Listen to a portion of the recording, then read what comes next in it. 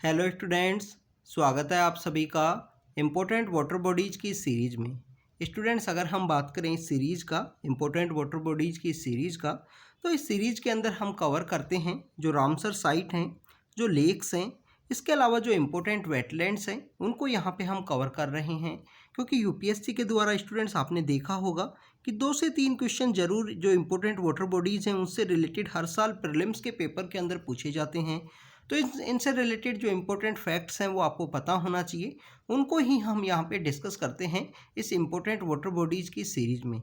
अगर आपने जो प्रीवियस जो लेक्चर्स हैं वो नहीं देखे हैं, प्रीवियस जो वीडियो हैं वो नहीं देखे हैं, तो एक बार जाके उनको ज़रूर देखिए। जो जो इम्पोर्टेंट फैक्ट्स हैं उनको कंटिन्यू रिवाइज करते रहिए।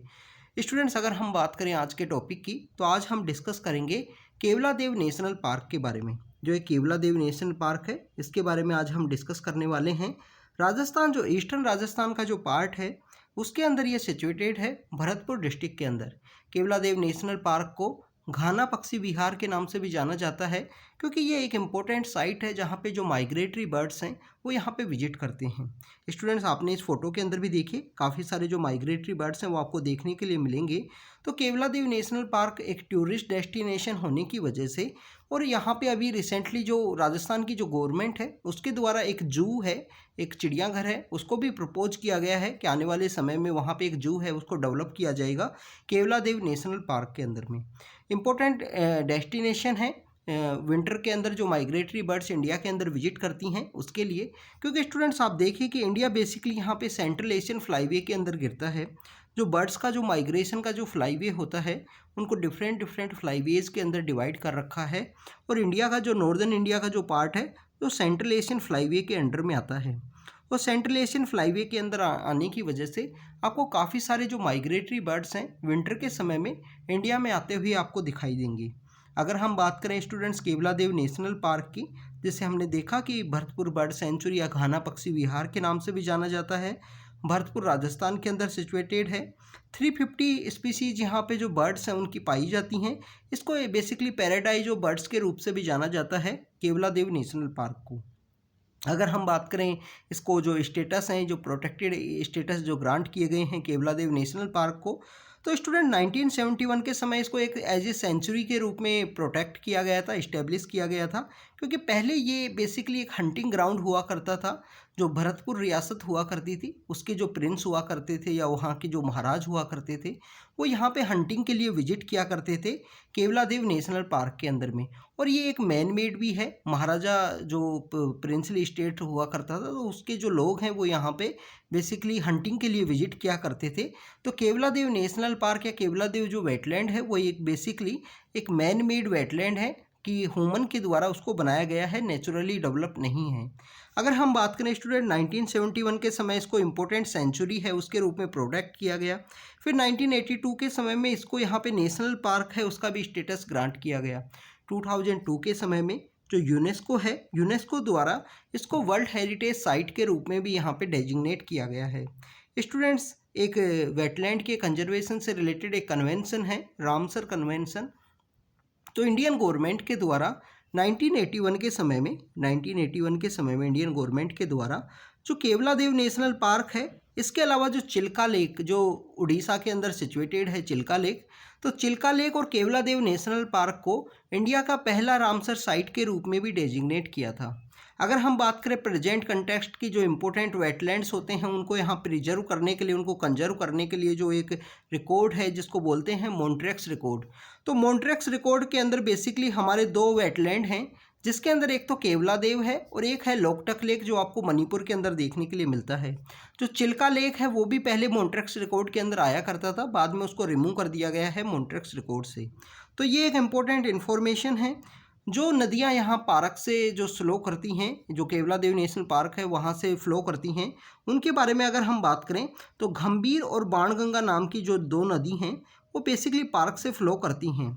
स्टूडेंट्स, यूपीएससी के द्वारा 2015 के समय में क्वेश्चन पूछ लिया गया था, जो नॉर्दर्न हमारे जो जिम कॉर्बेट नेशनल पार्क है उससे कौन सी नदी है, रामगंगा नाम की जो नदी है वो फ्लो करती है या नहीं करती है। ऐसा एक स्टेटमेंट एक क्वेश्चन के अंदर पूछ लिया गया था। तो इम्पोर्टेंट वेटलैंड से इम्पोर्टेंट साइट से जो भी नदी यहाँ पे फ्लो करती है उसके बारे में आपको पता होना चाहिए। तो गंभीर और बाणगंगा नाम की जो नदी हैं वो बेसिकली केवलादेव नेशनल पार्क से फ्लो करती हैं। अगर हम बात करें वहाँ पे हैबिटेशन की या वहाँ पे जो वेजिटेशन पाई जाती है उसकी अगर हम बात करें तो Keoladeo national park man made wetland है और नेशनल पार्क का इसको स्टेटस है वो ग्रांट किया गया है। भरतपुर के अंदर सिचुएटेड है और बेसिकली पार्क के द्वारा जो केवलादेव नेशनल पार्क के द्वारा यहाँ पे जो फ्लड है उसको प्रिवेंट किया जाता है, एक रिजर्वेयर के रूप में यहाँ पे काम करता है। और रिजर्वेयर के रूप में काम करने की वजह से यहाँ पे जो विलेज के जो लोग हैं उनकी जो कैटल्स हैं वो बेसिकली यहाँ पे ग्रेजिंग के लिए आया करते थे। जो शुरुआती समय में जब इसको बनाया गया था, फिर ये हंटिंग ग्राउंड के रूप में डेवलप हुआ और धीरे धीरे आपको जो माइग्रेटरी बर्ड्स हैं वो यहाँ पे देखने के लिए मिलते हैं केवलादेव नेशनल पार्क के अंदर में। अगर हम बात करें वेजिटेशन की तो ड्राई डेसिडियस टाइप की जो वेजिटेशन है, ट्रॉपिकल ड्राई डेसिडियस टाइप की जो वेजिटेशन है वो आपको देखने के लिए मिलती है। ग्रासलैंड इकोसिस्टम भी आपको देखने के लिए मिलेगा। इसके अलावा स्टूडेंट्स यहाँ पे जो गंगा का जो एरिया है वो नियर बाई एरिया है, तो यहाँ पे आपको वेजिटेशन है जो काफ़ी सारी आपको जो डोआब का एरिया है या अगर हम बात करें जो प्लेन्स का एरिया है उस तरीके की वेजिटेशन आपको यहाँ पे देखने के लिए मिलेगी। ग्रासलैंड इकोसिस्टम आपको देखने के लिए मिलेगा। और पार्क यहाँ पे जो फ्रेश वाटर जो स्वैम्स है फ्लड ड्यूरिंग द मानसून के समय में आपको देखने के लिए मिलेगा। यहाँ पे जो काफ़ी सारा जो पानी है वो इकट्ठा होता है और स्वैम्प टाइप की जो कंडीशन है वो यहाँ पे डेवलप होती है।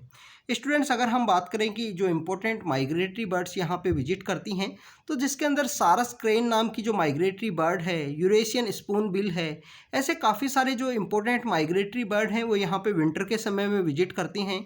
सांबर और नीलगाय भी आपको देखने के लिए मिलती है। इसके अलावा जो रसेस मकेक है वो भी आपको देखने के लिए मिलता है केवलादेव नेशनल पार्क के अंदर में। गंगेटिक प्लेन्स का एरिया के पास ये लोकेटेड है, तो यहाँ पे उस तरीके का इम्पोर्टेंट जो ब्रीडिंग साइट के रूप में यहाँ पे डेवलप हुआ है। इसकी वजह से काफ़ी सारे जो माइग्रेटरी बर्ड्स हैं वो वहाँ पे विजिट करते हैं विंटर के समय में।